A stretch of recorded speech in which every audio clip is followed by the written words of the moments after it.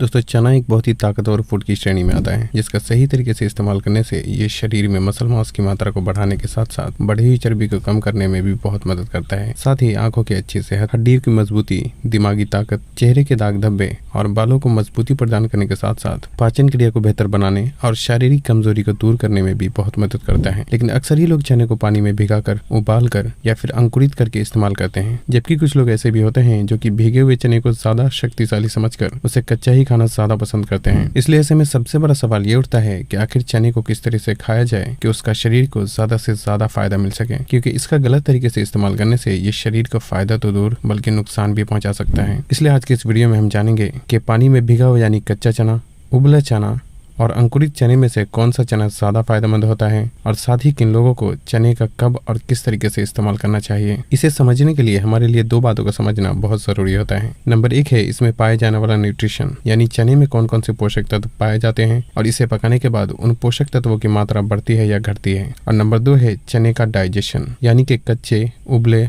और अंकुरित किए हुए चने में कौन सा चना हमारे पेट में अच्छी तरीके से पचता है और कौन सा हमें नुकसान पहुंचा सकता है। क्योंकि कोई भी चीज चाहे जितनी भी अच्छी हो, लेकिन अगर वो ठीक से पच नहीं पाता तो उसका सही फायदा हमारे शरीर को मिल ही नहीं पाता। पहले बात करते हैं कि पोषक तत्वों के नजरिए से कच्चे चने में क्या क्या होता है और उसे उबालने या अंकुरित करने के बाद उनमें पोषक तत्वों की मात्रा बढ़ती है या घटती है। दोस्तों चने में कार्बोहाइड्रेट और प्रोटीन की सबसे ज्यादा मात्रा होती है, जबकि फैट बहुत ही कम मात्रा में मौजूद होता है। साथ ही इसमें फाइबर और कुछ माइक्रो न्यूट्रिएंट्स भी अच्छी खासी मात्रा में पाए जाते हैं। लेकिन जब भीगे हुए चने को उबालते हैं तो उसमें प्रोटीन की मात्रा में 3 से 4% कमी आ जाती है, और जब चने को अंकुरित करके इस्तेमाल किया जाता है तो उसमें प्रोटीन की मात्रा तो बढ़ती ही है, साथ ही उसमें वाइटामिन और मिनरल्स की मात्रा भी काफी हद तक बढ़ जाती है। खैर, हम अंकुरित चने के बारे में इसी वीडियो में बाद में बात करेंगे कि आपको इसका कब और कितना इस्तेमाल करना चाहिए। फिलहाल हम ये बात करते हैं कि कच्चे और पके हुए चने में कौन सा चना ज्यादा फायदेमंद होता है। दोस्तों यहाँ आप लोगों को इन दोनों को देखकर यही लग रहा होगा कि पानी में भिगा हुआ यानी कच्चे चने में पोषक तत्वों की मात्रा ज्यादा होती है, लेकिन जब पेट में जाकर पचने की बात आती है तो कहानी पूरी तरह से बदल जाती है। क्योंकि पहली बात तो ये कि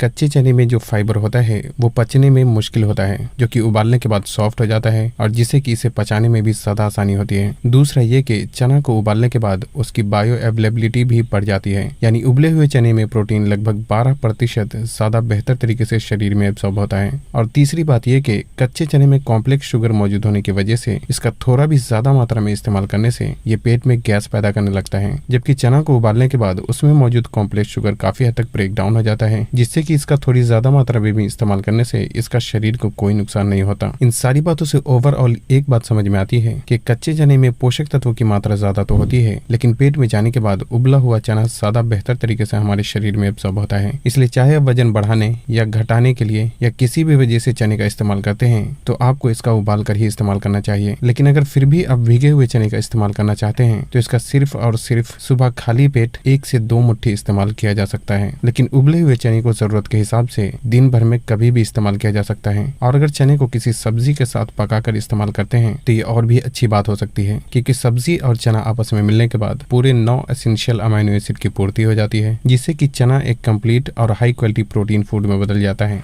अब हम बात करते हैं कि अंकुरित चने का कब और कितनी मात्रा में इस्तेमाल करना चाहिए। जैसा कि हमने पहले ही जाना कि चना को अंकुरित करने के बाद उसमें पोषक तत्वों की मात्रा बहुत ज्यादा बढ़ जाती है, इसलिए इसे खाने का सही तरीका भी पता होना बहुत जरूरी होता है। अंकुरित चने का सही फायदा शरीर को मिलने के लिए हमेशा ही इसे सुबह खाली पेट इस्तेमाल करना चाहिए, क्योंकि इस समय हमारा शरीर किसी भी खाने से ज्यादा बेहतर तरीके से पोषक तत्वों को एब्सॉर्ब कर पाता है। दूसरी बात यह कि अंकुरित चने का शुरुआत में 1 से 2 मुट्ठी से ज्यादा इस्तेमाल नहीं करना चाहिए, क्योंकि इसका ज्यादा मात्रा में इस्तेमाल करने से ये पेट में गैस पैदा करने लगता है। और तीसरी बात यह कि चना को अंकुरित होने के लिए इसे भिगाकर 1 से 2 दिन रखने की वजह से इसमें कुछ बैक्टीरिया ग्रो होने लगते हैं। इसलिए जिन लोगों का इम्यून सिस्टम कमजोर होता है, जैसे कि बच्चे, बूढ़े और गर्भवती महिलाओं को इसे कच्चा इस्तेमाल करने के बजाय कम से कम 1 मिनट के लिए गर्म पानी में भिगोकर रखना चाहिए और फिर इस्तेमाल करना चाहिए, क्योंकि ऐसा करने से इसमें मौजूद पोषक तत्वों की मात्रा में थोड़ी कमी तो आती है, लेकिन गर्म पानी में रखने की वजह से बैक्टीरिया काफी हद तक खत्म हो जाते हैं, और जिससे कि यह खाने में ज्यादा सेफ हो जाता है। हालांकि जो लोग जवान हैं और इम्यूनिटी पावर मजबूत है तो ऐसे लोग अंकुरित चने का कच्चा भी इस्तेमाल कर सकते हैं। साथ ही इसके टेस्ट को इम्प्रूव करने के लिए आप इसमें नींबू, टमाटर और हरी मिर्च जैसी चीजों का भी इस्तेमाल कर सकते हैं। फिलहाल मैंने अपने नए चैनल की लिंक डिस्क्रिप्शन में डाल दी है, इसलिए अगर आप चाहें तो